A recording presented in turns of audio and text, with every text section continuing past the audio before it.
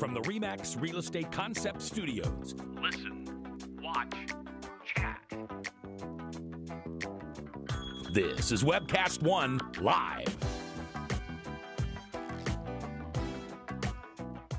Programs on webcast1live.com are brought to you in part by KDC Builders, building custom homes for how you live.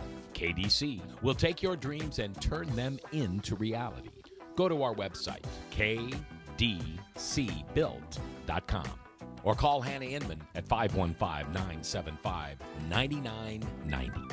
And Tom Coates and ConsumerCreditOfAmerica.com. Are you overwhelmed with mounted credit card debt and feel there's no way out? Well, there is.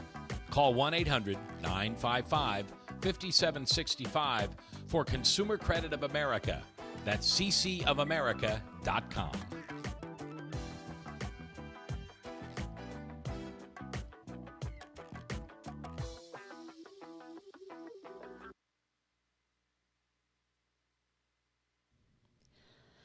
Happy Tuesday. Welcome to License to Parent, the early years. Tonight we are going to talk about children and charity, teaching your children how to do for others and achieve that sense of accomplishment that comes when you do something that is not for yourself, not for money, and not for any other reason than just to be kind. We are going to cover a lot of different types of charity work tonight and how to get involved in your community. And we're going to be back in just a couple minutes to talk about those. Once again, welcome to License to Parent. See you in a few. From the RE/MAX Real Estate Concept Studios, this is Webcast 1 Live. Well, hi, I'm Rob Spearman. I'm a broker-owner of RE/MAX Real Estate Concepts in Des Moines, Iowa. Give us a call if you're looking at buying or selling a home, or if you're having trouble on your mortgage payments or looking to purchase foreclosures. We have the agents to help you, experienced, outstanding agents. Our office number is 515-276-2872. Or if you'd like to look at homes, go to our website, homeconnectusa.com. Get away from us, you mean old credit card. We don't have any more money. We're in trouble now. Save us! Help! Somebody save us! Somebody help! Help! Save us!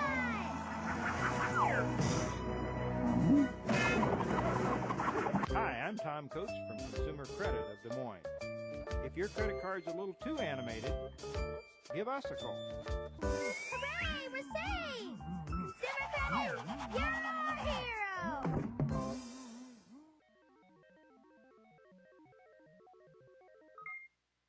From the RE/MAX Real Estate Concept Studios. Listen, watch, chat. This is Webcast 1 Live. Programs on webcast1live.com are brought to you in part by KDC Builders, building custom homes for how you live.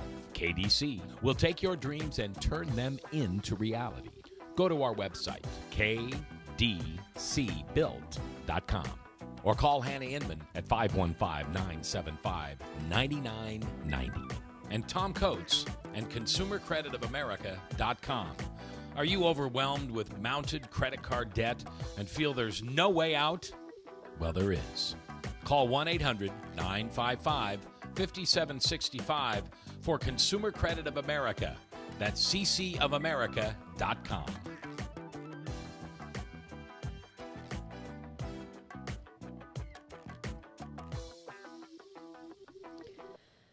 Welcome back. Tonight, we are talking about charity and community service. One of the most important things that we teach our children in the beginning when they are little is empathy and compassion for other people. And this is a very difficult concept to teach, especially in today's world where many parents are having only one child. And there is not the nuclear community that we used to have. When I was a kid, we used to know all of our neighbors. We used to get together and have block parties. We used to do things for people in our neighborhood, for the elderly, for the disabled, for people who were sick. And so I think that we have gotten away from the village perspective that we used to have, the small, tight-knit community kindness that was there when I was a child a long time ago, is not so pronounced now as we live in big cities and suburbs, and we live in communities where there are a great number of people, but they're not really interconnected with any kind of relationship. And so tonight we're going to talk about ways to connect with your community and ways to get involved and how to teach your children about giving to others. The first piece of advice that I give parents who want to teach their children about charity is this: you cannot teach your children to care about others by writing a check. You cannot sit in front of them at the counter and write a check for the Cancer Society and tell them, this is how we help people with cancer. Because children don't have the concrete thinking skills to understand the connection of the money goes to an organization, which then pays to make medicine, which then pays, is given to children who need it. It's too long of a connection process. Children by nature need positive feedback, and they need positive feedback for things that matter. One of the things that I tell parents is that you cannot gift your children self-esteem. You cannot tell them they're wonderful and then make them think they're wonderful. And by telling them they're wonderful, you can't make them wonderful.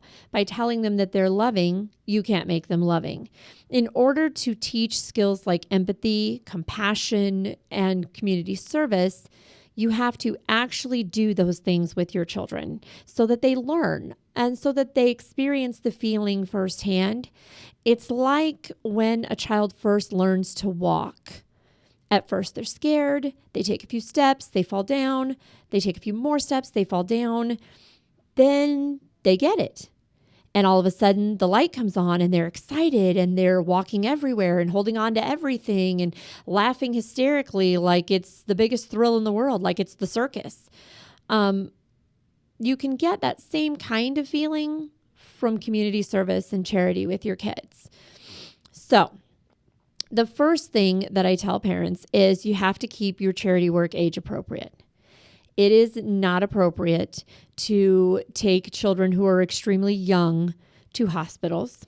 It's not appropriate to take children who are extremely young to help at animal shelters. You have to choose a community service that is something that your children can actually help with and that will not put them in any kind of harm's way, and that's something that you can do repetitively so that it's not just a one-time deal, because in order to learn something, in order to have a value, you have to actually practice that value. In order to practice charity, you have to do it more than once every 5 years. A good rule of thumb for young children is at least once a month. A good rule of thumb for older children is at least twice a month. And a good rule of thumb for adults is a minimum of 3 times a month. Now, that 3 times a month doesn't have to be a large time commitment. You can give an hour 3 times a month. You can give 2 hours every other Saturday. But the bottom line is you should try to give, as an adult, 5 hours of your time per month minimum to something that does not benefit you financially, that is for the good of others, that has some type of value to the community that you live in or the community that you choose to serve. When you start to do charity with your children, the best resources often come from the internet, and this is no exception. There is a website that is sponsored by Lancaster University, and it is 366 community service ideas from 4-H. So for those of you who have your kids in 4-H, you have the opportunity to get this from a 4-H book. For those of you who don't have your kids in 4-H, you can find this on the website, and it actually has 366 ideas, which means theoretically you could do something every day of the year and still have a day left over when you were done. This website breaks it down into several categories. There are general ideas, there are calendar ideas, there are senior citizen projects, animal projects, helping the hungry and homeless projects. But there is just a wide variety of things that you can do with your children. And then once they get older, they can do it on their own. And there are ways that you can commemorate each one of these projects, if you will. My son Matthew last year had a project that he had to do for school. It was a community service project, and he wanted to do something special, and he had to document it. So we bought a large piece of poster board to put pictures and documentation on of what he had done to make a display for school. And we did a homeless meal for the Catholic Worker Home in Des Moines. Now, I have been doing meals for Catholic Worker Home on and off for about the last 5 or 6 years. Sometimes I do them every month. Sometimes I do them every few months. Sometimes I send supplies if I cannot be there in person. But I love to go and sit and talk with the people who come in to eat about their life, about their experience. It always fascinates me how people end up homeless. I always wonder how many families are one paycheck away from living on the street. And I always wonder what it is that causes some individuals to choose to be homeless. And so that is a charity that I feel very strongly about and participate in. At the time, Matthew was 10. And so we did a start to finish meal for the homeless shelter. We went to the grocery store, bought all of the groceries to make the meal for approximately 108 individuals. We went home and we cooked the food for 108 people together. We then packaged it up in the van, drove it to the Catholic Worker Home, the Bishop Dingman House. And we stayed, served dinner, visited with the residents, ate with them, talked with them, helped with cleanup, and then came home. And throughout the whole event, we took pictures, and Matthew got to visit with a lot of individuals that he normally would not have exposure to, but it taught him some very valuable things. First of all, there's no cable TV. So he actually played cribbage. He learned how to play cribbage. He played cards. He sat and talked with them about their life, about what they used to do, about what they like to do now. It was very somber. It was a very somber occasion for him because he had never been exposed to someone who did not have a place to live. And so he had watched me in the past making meals to deliver to the homeless shelter, but this was the first time he had actually gone and spent time there. And the year before, I had taken my 13-year-old, Nico, and it was the first time that Nico had ever seen a child that was homeless. We were at the homeless shelter. We were fixing the food and serving it, and a little boy came in to collect dinner for his family. His mother and his 8 brothers and sisters were living up the street in a house that was condemned, and he came to the homeless shelter to pick up food. And I don't think until that point it ever occurred to my son that there were actually homeless children. I think he had the perception, because television portrays homeless people as grown men and women pushing shopping carts, acting crazy. I think he had the perception that that's what homeless meant, was the schizophrenic who stores all their stuff in the shopping cart and sleeps in a box. And to see a child his own age collecting dinner for his entire family who did not have any place to eat and no electricity and no running water was frightening for him.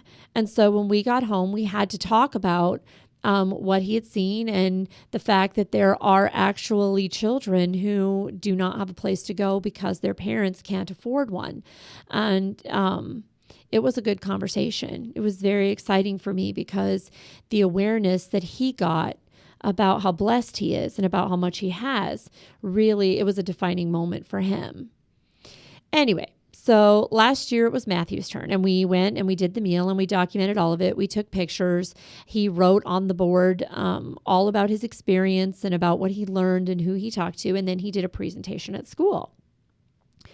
And when he came home, he said that he had decided that he would like to do that every now and then with me so that he could go back and see those people again. And to realize that my 11-year-old saw them as people, that there was no judgment, there was no, I'm better than you are because I live in a house, or I should not be seen with you because you're homeless and dirty, it was a very proud moment. It was a moment that I realized that my sons are growing up to be men. They're growing up to be men with character and men with morals. And that was a defining moment for me as a parent. It's what we all want in life, is to look at our children and feel very proud of the way that they treat other people. And he was amazing. He was amazing. Anyway, so the different types of community service work you can do with your children. I always advocate that you start in your immediate neighborhood. It's a very easy place to start. The very first thing that you can do is to distribute a form to everyone in your neighborhood, however big of a neighborhood you want to include. You can do a block, you can do 10 blocks, however much of the neighborhood you want to include.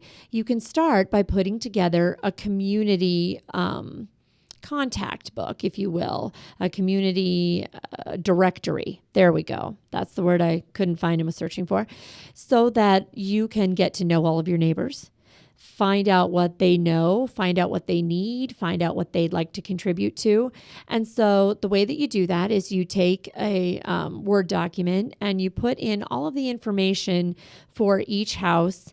You would put in the family's name, how old are their children, email address to contact them about community events, a phone number, an address, so that you can see who it is that lives in your neighborhood that your children might be able to help and that you might be able to help. On this sheet, there should be questions about, is there anything that you are not able to do or have a hard time doing that you would like help with?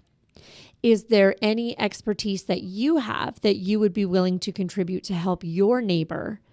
Is there anything that you would like to have your children help with if necessary? And the great thing about this is that you can then find the elderly in your neighborhood who have a hard time mowing their own lawn. You can find the disabled families or family members in your neighborhood that might need their dog walked or their groceries brought in. You can find the families who don't have a car, who might need a ride somewhere.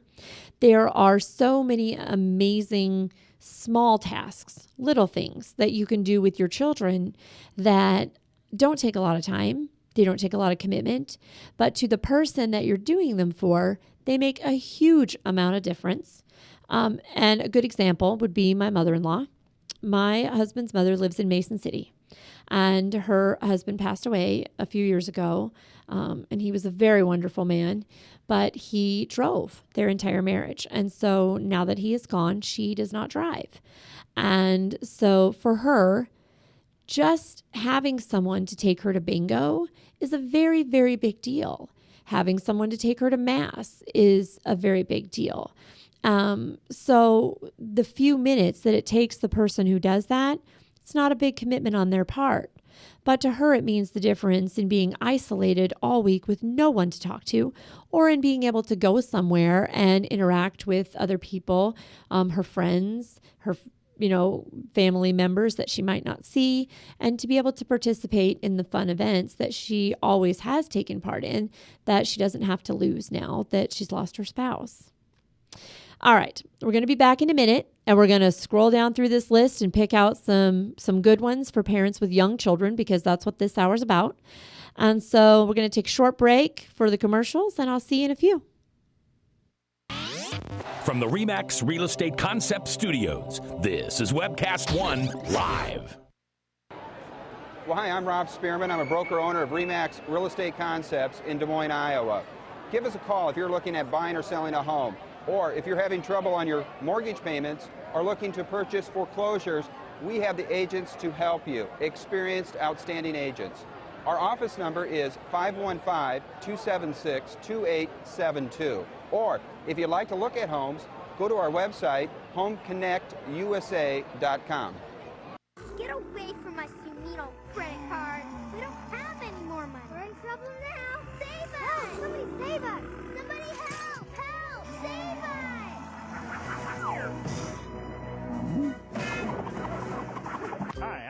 Coach from Consumer Credit of Des Moines.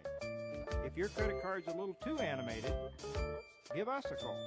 Hooray! We're saved! Consumer Credit, you're our hero!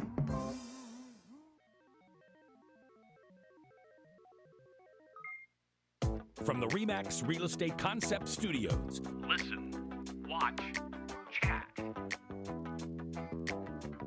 This is Webcast 1 Live. Programs on webcast1live.com are brought to you in part by KDC Builders. Building custom homes for how you live. KDC will take your dreams and turn them into reality. Go to our website, kdcbuilt.com, or call Hannah Inman at 515-975-9990. And Tom Coates and ConsumerCreditOfAmerica.com. Are you overwhelmed with mounted credit card debt and feel there's no way out? Well, there is.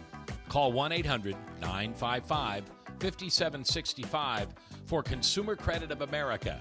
That's ccofamerica.com.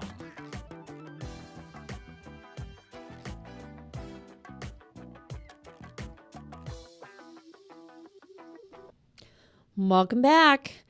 Hi, I'm Teresa Mulhern, and this show is Licensed to Parent the Early Years, where we talk about parenting children ages 0 to 6.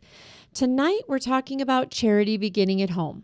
So we are talking about teaching your children charity, community service, and compassion and empathy for others, and a desire to serve the community, to serve their country, to serve their Lord, all of the wonderful enriching things that you can teach your children as they grow.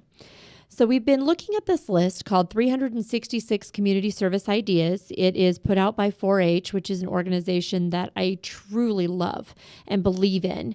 And I wish that more parents would participate. And if you are at all interested in looking into it, please go to 4-H's website, look at where your child could participate in the community, and get involved. It is a terrific way to get kids together with other kids who have a work ethic and a standard that you can be proud to associate with. It's a very good group. Anyway, so we are talking right now about charity for very young children. And so these need to be things that little kids can do with you supervising, that are simple enough that they understand the concept. And some of the wonderful ones that I've seen on here, some of them I have done with my children, and some of them I'm going to try because they look fascinating. One of the ones that I have done several times with my kids is May baskets. And for those of you who have never practiced the May basket holiday, every year families make little tiny baskets and deliver them to all of their neighbors and ring the doorbell and run away. And it is so much fun to do with your kids, especially the little ones who can't run very fast, because to try and get them out of the way before the door gets opened is always entertaining. And usually they're standing right next to the porch giggling like crazy, so it's really hard to stay hidden.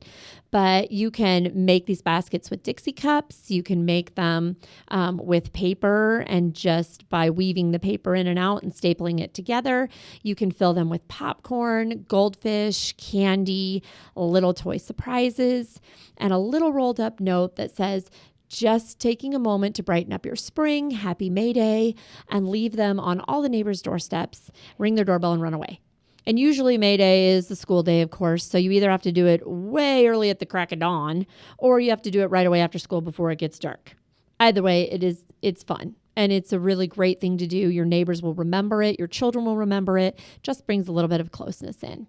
I see on here that they have an idea for a mitten tree, which is where you set up a Christmas tree either at a school, at a homeless shelter, at any type of community action office, DHS offices, social service offices like Lutheran Social Services. And what you do is you send out notes, deliver notes to all of your friends and neighbors, asking them to bring a pair of mittens. And you decorate the tree with all of the pairs of mittens to be given away to people who need them for the winter. And so this would be a wonderful activity for any of you who work for any of these organizations that would be able to bring in a tree and invite everyone to join you, or any of you who have friends who work for these organizations. It never hurts to call up and ask. Last year, my mother's sorority group did scarves, hats, and mittens for the local domestic violence shelter. And so each of the sorority sisters went out and got a scarf, mittens, or knitted a hat, and they took them all to the local shelter for domestic violence. And it was really neat to watch. It was exciting for them to be able to do something that seems so small. Most of us take mittens and hats and scarves for granted, but when you leave in the middle of a night with 2 kids in a suitcase, you don't always remember to pack the mittens, and you don't always have spending money to go buy some. So for the families who got them, it was a very big deal. But to the families who gave them, it was just a very small amount of money in a very small amount of time. And not everything that is charity work has to cost a dime. So if you are a family that's on a budget, if you are a family that does not have a lot of financial means, that's not an excuse for not teaching your children about charity. Raking the neighbor's yard, the neighbor who's in her 80s, is free. Walking the dog for the gentleman up the road in the wheelchair, it's free. Helping to take care of younger children for a mother who has many kids and is exhausted while she cleans the kitchen or does the laundry is free. These are all things that you can do with your children so that they learn about the wonderful reward that comes from giving selflessly. And you want to make sure that you explain to your kids when you're doing these things that we're not doing them for any kind of compensation. And so you want to teach them that if the person they're doing it for tries to pay them, that they need to tell that person, this is for my soul. This is for my heart. This is what I'm doing for you because I care about you. I'm not doing it for money. I'm not doing it for any kind of reward. I'm doing it for you. And that way your child gets the concept of sometimes we do things that have no other reward than the really great feeling that we get. Let's see. Help clean up a dirty playground. So you can go to your local park and take your kids in some garbage bags. Little ones love to pick up trash. You can take them, itchy nose, and pick up garbage at the local park and playground. Clean an elderly neighbor's driveway and sidewalk. That's something for a little bit older kids, but certainly a child of 7 or 8 years old can help you to shovel and help you to clean up. Let's see. Plant a tree. This is something that every child can do. Plant a tree at the park. Plant a tree along the side of the road. Give our earth some more green. Help to process the oxygen. You can put together a basket for a mom with a newborn and take it over. You can help your children to make the tie knot blankets or to knit or crochet blankets. Obviously, 5-year-olds can't knit, but what they can do is tie strips of fabric together. So you can cut 2 yards of 2 different kinds of fabric and tie them together in knots all the way around, and boom, you have a blanket. You have a blanket that you can take to hospitals or to a shelter or anywhere else that might have children who need it. Let's see. Collect items for a food pantry. This is something that you can do even with 3, 4, and 5-year-olds. You can go around your neighborhood, give out notes to everyone. We're collecting for the food pantry. We will be back on Thursday to pick up all of your items and take them for donation. Then your neighbors put out cans and boxes of food. You pick them up, you deliver them. It takes very little of your time, but it can feed many families. It can do a lot of wonderful things. You can make get well cards with your children for children in the hospital. And you can make pictures and cards for soldiers who are serving overseas and talk to your children about the importance of service. You can ask anyone in your neighborhood who they might know that would need assistance. And so if you don't have someone in your immediate neighborhood who's elderly, maybe someone in your neighborhood has a parent who's elderly. Maybe someone in your neighborhood has a brother or sister a mile away who's disabled. You can get referrals, even from your work. You can talk to coworkers about, I am attempting to teach my children about charity. I would like to know if you know of a family that needs anything, if there's anything that we can do for anyone. It is wonderful to do baskets for families who are not so fortunate at Christmas time. Once again, if you are tight on financial means, this might not be something that you can do. But what you can do is bake bread and cookies and take them to individuals in your neighborhood who don't have any family. You can Christmas carol with your children at nursing homes. Some of the best Christmas caroling I ever did was with my kids in a couple of nursing homes when we were in Colorado Springs, Colorado. We spent our evening caroling to grandmas and grandpas, and it was fantastic. It was fun. It was lighthearted. It was something that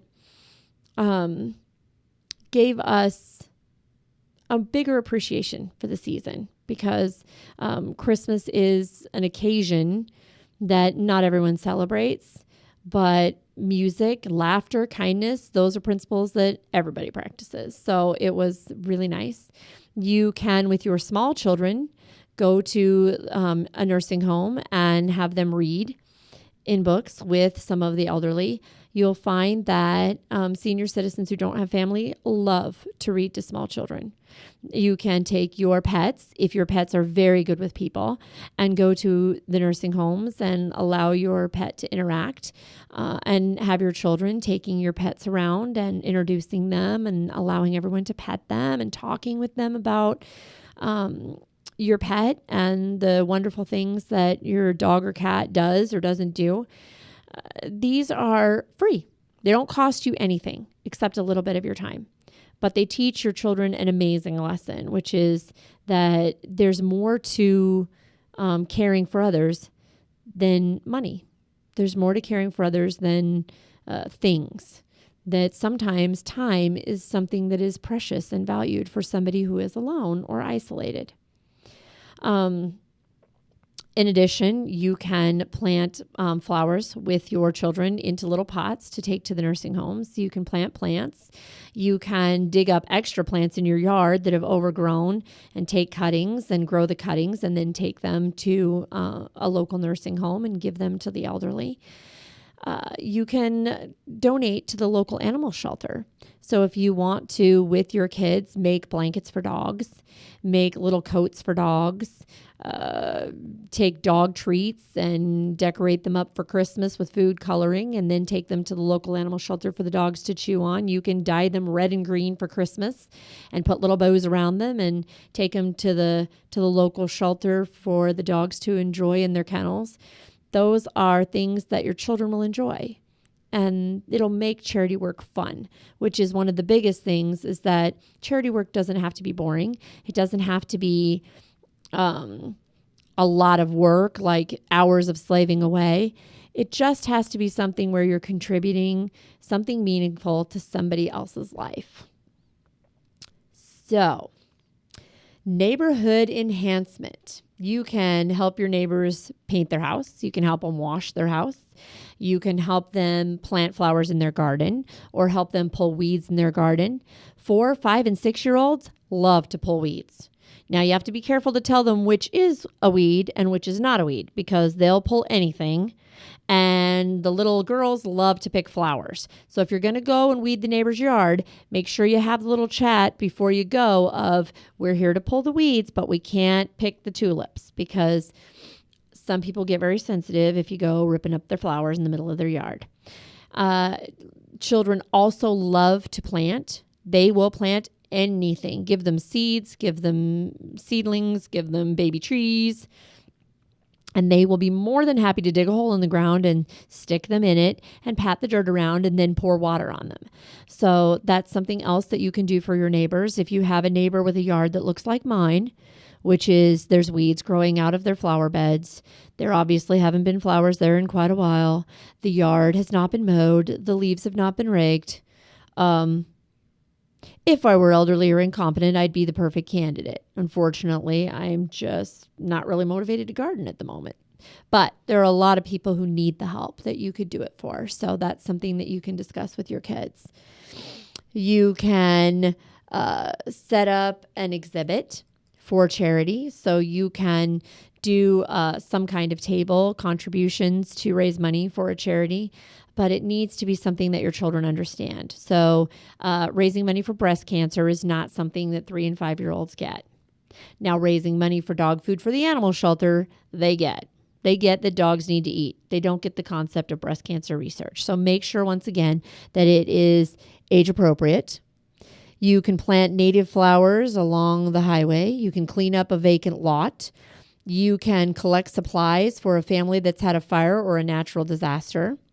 You can collect stuffed animals for the domestic violence shelter or for police officers and state troopers who sometimes have to go in after some kind of emergency and talk to children, and sometimes they need something to help them break the ice. You can plan a disabilities day where friends are given a physical disability for the day and are shown how that disability feels. This is something for middle of the road age children. So ages 6 to 9, maybe even 5 if you have an intelligent 5-year-old. But imagine that you take your child and you have a day where they don't have the use of their arms. And they have to try and get through the day without using their arms. Or they don't have the use of their legs, so they have to get through the entire day without using their legs.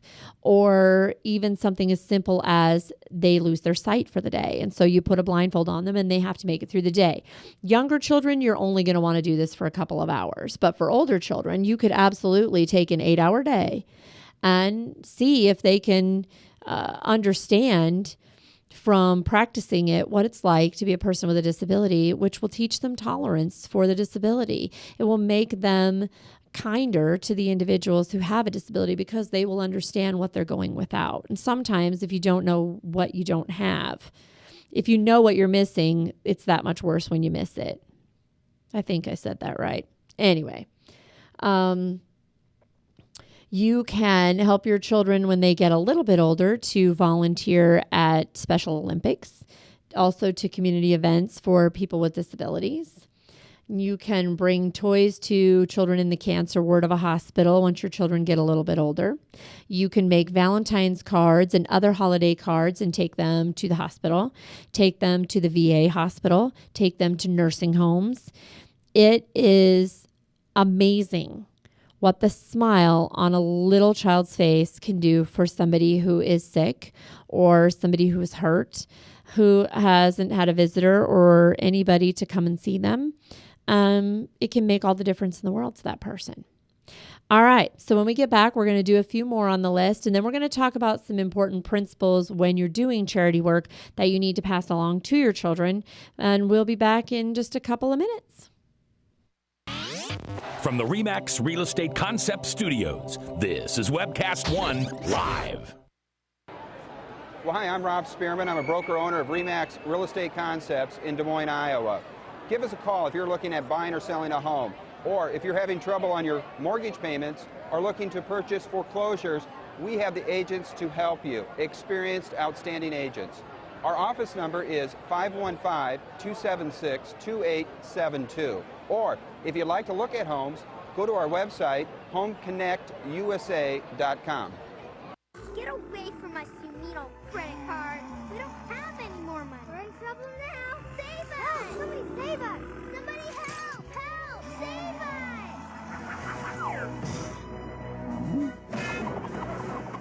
Hi, I'm Tom Coates from Consumer Credit of Des Moines.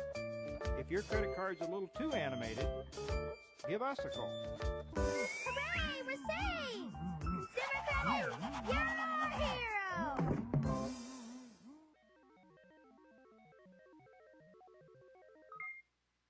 From the RE/MAX Real Estate Concept Studios, listen, watch, chat. This is Webcast One Live. Programs on webcast1live.com are brought to you in part by KDC Builders, building custom homes for how you live. KDC will take your dreams and turn them into reality.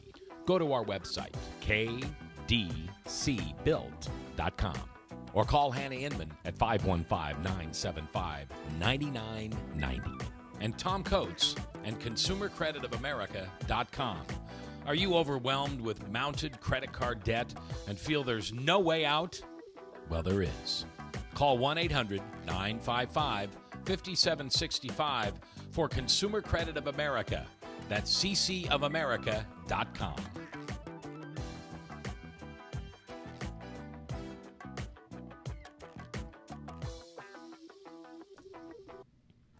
Welcome back.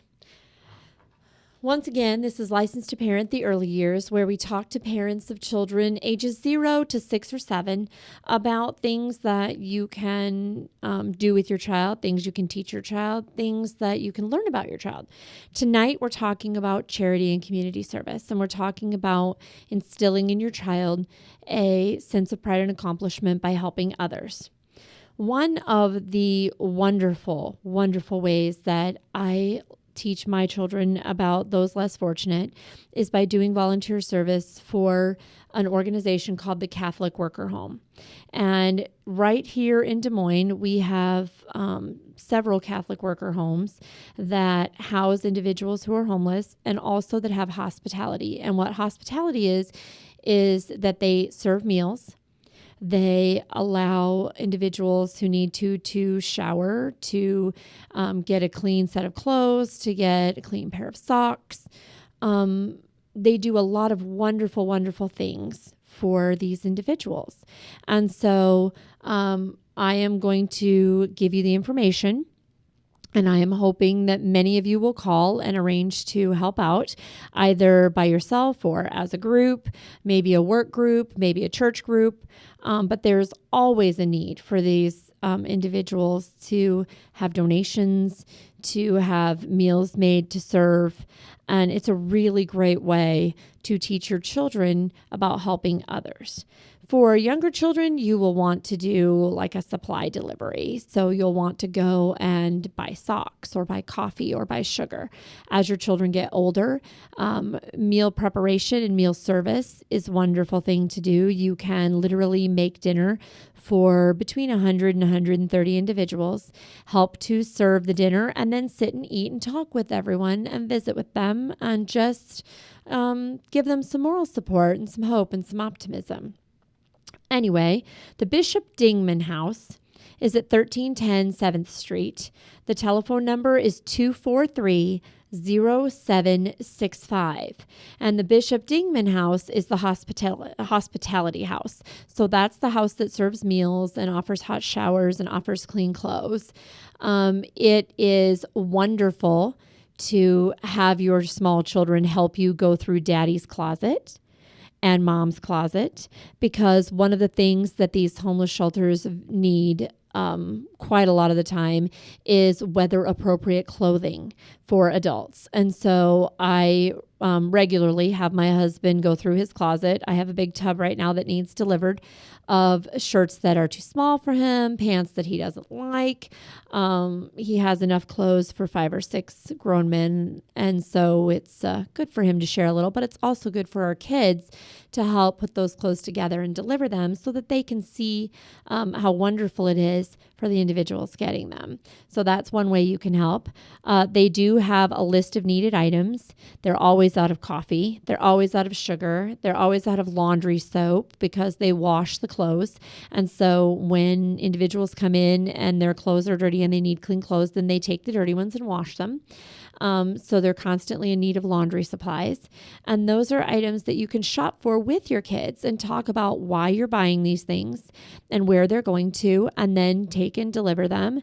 And it's really a wonderful experience to have. Another thing that you can do, all children love animals, and so you can put together supplies for the local animal shelters. We have a couple in Des Moines, and they are always very, very appreciative of anything that you decide to bring in and donate. Blankets for dogs, chew toys for dogs, dog food, dog supplies, a dog brush. Maybe you have a bunch of supplies from a pet that you used to have around the house that are just sitting around and not going to any use. Why not help your children gather them up and take them to an animal shelter that can use them? Old dog kennels, dog brushes, combs, collars, leashes are items that cost money, and shelters are constantly on a very tight budget and in need of help. As your kids get older, my son, who is now 26, used to go to the local animal shelter and help clean animal cages. So he would take the animals outside to exercise, and then he would help to clean up the dog poop, wash down the kennels. Not a glamorous job, but he absolutely loved it. And he felt like he was contributing something. So it was charity work that appealed to his heart. And sometimes you have to find what your kids are interested in. You may have a daughter who is very shy, who is not very good at getting out and speaking in front of groups, but she might love to sit and read to the elderly in the nursing home, or she might love to walk the neighbor's dog. You have to find things that appeal to your child's inner spirit. You can encourage your children to write letters to people who otherwise would not get them. We talked about writing to soldiers, writing to the elderly, writing to the ill in the hospital. You can also make items to donate to hospice. Hospice is another organization that often has great need for things that are very simple. I know that a few years ago, my mother-in-law, her husband passed away in hospice. And so she made Christmas decorations for all of the doors. And so all of the hospice rooms had a wonderful quilted Christmas decoration hanging on the door just to make the place a little more home-like and a little less hospital-like. And it was something that she spent a lot of time doing. She sat in front of the TV at night listening to her shows and quilting these little tiny embroidery hoop decorations, and they were absolutely beautiful. You can make Christmas ornaments with your children for a tree at the local homeless shelter. You can make Christmas ornaments with your children to make a basket of ornaments for a family who might not be able to afford a tree. And you can go and pick out a tree for them with your kids and take the tree and all of the ornaments to their house. You can make a basket for a family at Thanksgiving or Christmas that otherwise wouldn't have one and deliver it.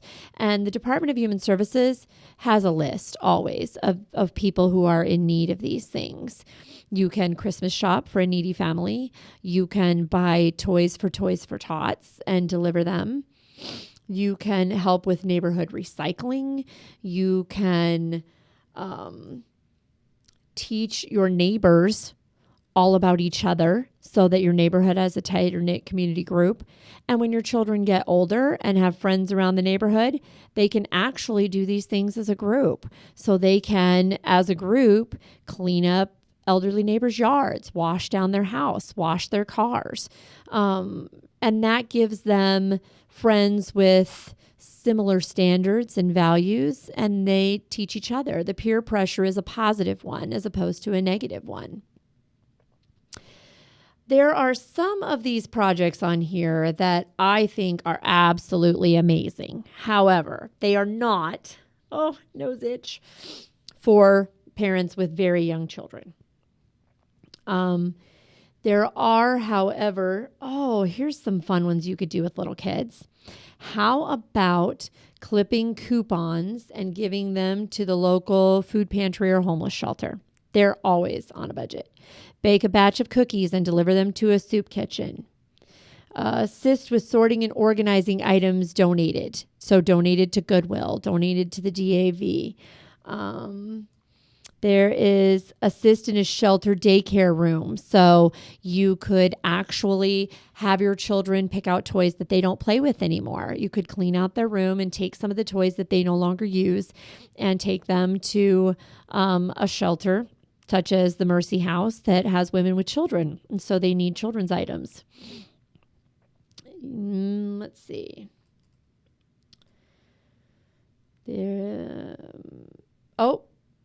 Becoming a big buddy and becoming a little buddy. They actually have an idea where you can have your child adopt a grand friend, which is where you go to a nursing home and check and see if there's someone there that doesn't have any family, and you adopt them.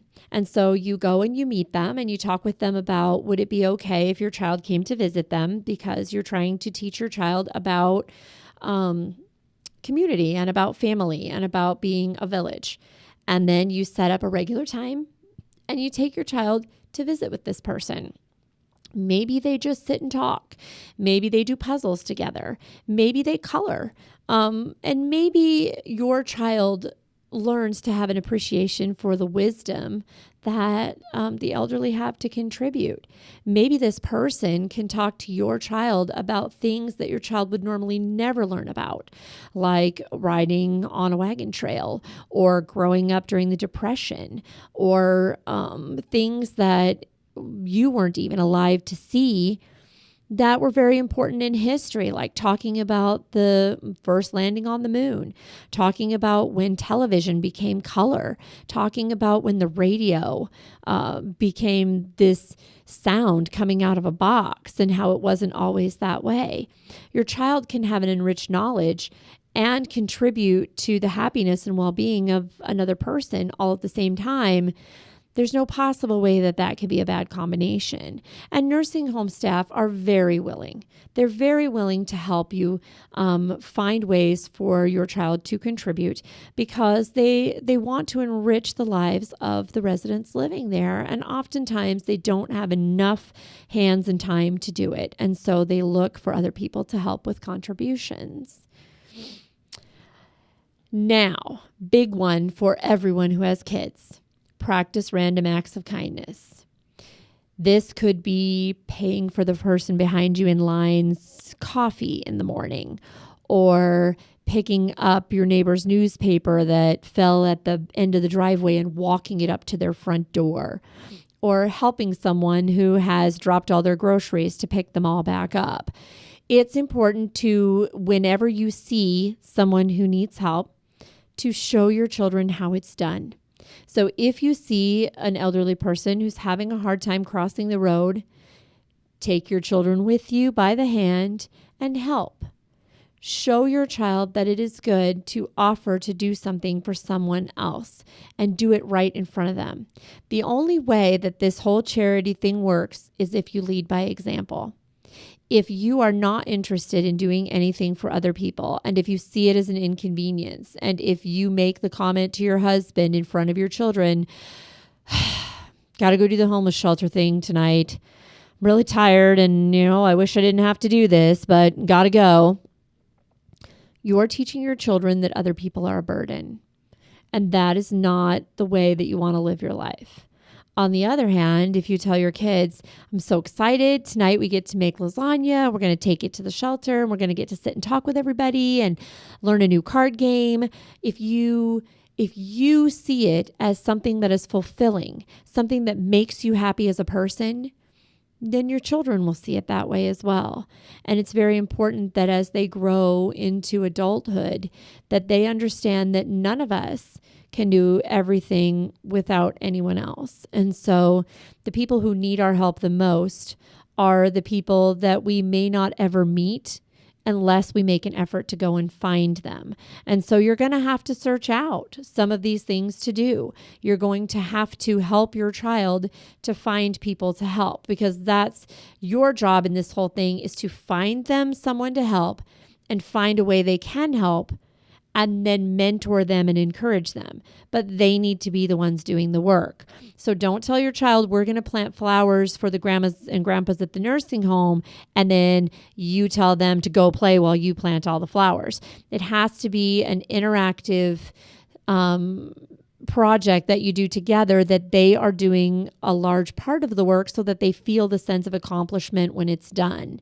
Even if you're just making jar mixes to take to a retirement community where they have individual apartments, and you're going to knock on each door and give them a cookie mix and sing a Christmas carol. It's important that your children help to make the cookie mixes.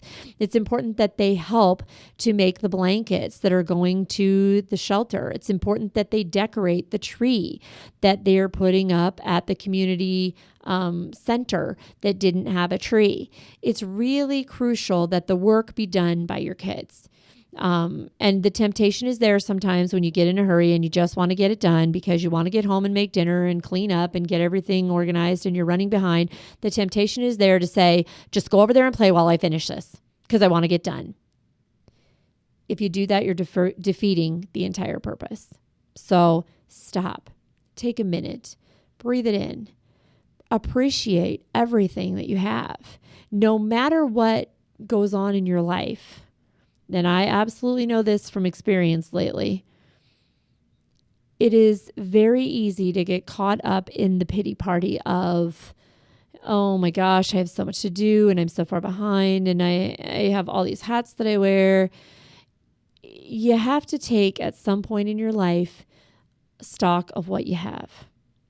If you can teach your children to look at all of the many blessings they've been given by seeing individuals who don't have those same blessings, it is the very best way to teach them to always, always be grateful for what they have, for healthy children, for a wonderful husband, for a great education, for a job, because in today's economy, there are a lot of people without, for a home, a car that runs, good dental coverage, health insurance, life insurance, things that most people don't think twice about. There are so many people who don't have. And if you don't acknowledge that and you don't take just a minute to care enough, then your children aren't going to grow up caring either. And the further and further we get away from the village, the more we fall apart as a country, as a community, as a family. You have to, at some point, put the needs of others in front of yourself and teach your children how to do that as well. Anyway, so we'll be back in a few minutes and we're going to talk about older children and what they can do, because there's a whole lot more things that kids can do as they get bigger. And we're going to talk about some of those projects when we come back to Licensed to Parent for the school age years. And we'll be back in just a few minutes. You guys have a great night. I've really enjoyed talking with you. Bye. From the RE/MAX Real Estate Concept Studios, this is Webcast 1 Live.